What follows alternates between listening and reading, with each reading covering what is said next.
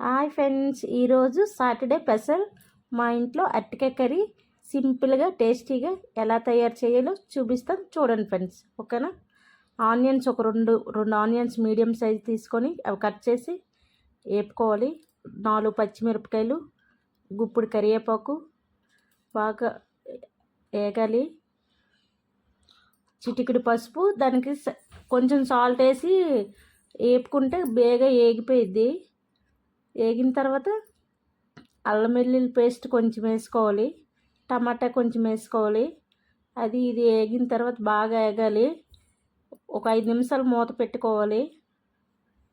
కొంచెం వేగిన తర్వాత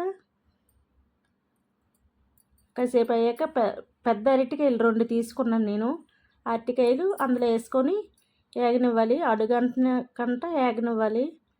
ఒక 5 నిమిషాల సేపు వేగనిస్తే బాగా వేగిపోద్ది. మధ్య మధ్యలో కలుపుకుంటూ చూస్తూ ఉండాలి, లేదంటే అడుగంటిపోయిద్ది.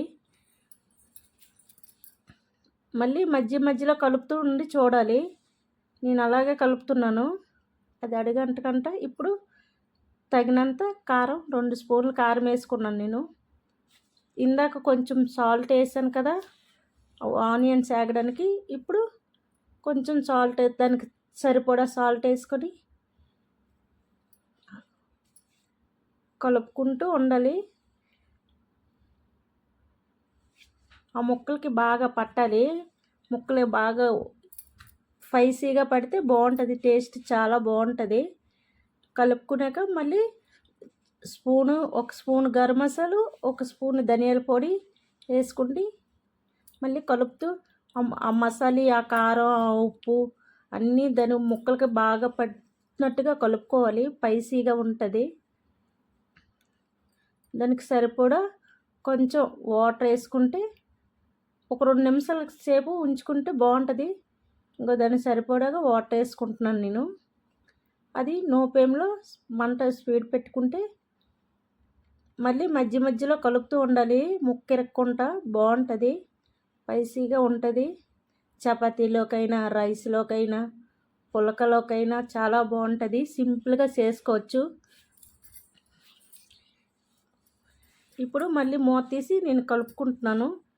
చూడండి, మధ్య మధ్యలో ముక్క ఇరక్కుండా కలిపాను. ఇప్పుడు ఫైనల్గా అయిపోయింది కదా, దగ్గరికి అయిపోయింది. మరొక 2 మినిట్స్ ఉంచితే సరిపోయిద్ది.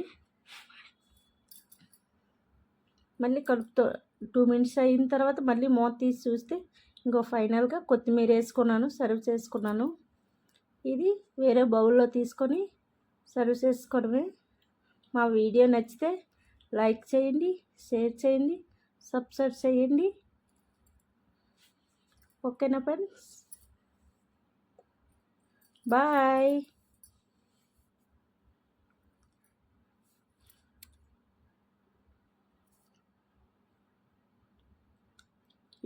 ఇలాంటి వీడియోలు ఇంకెన్నో పెడతాను, చూస్తూ ఉండండి.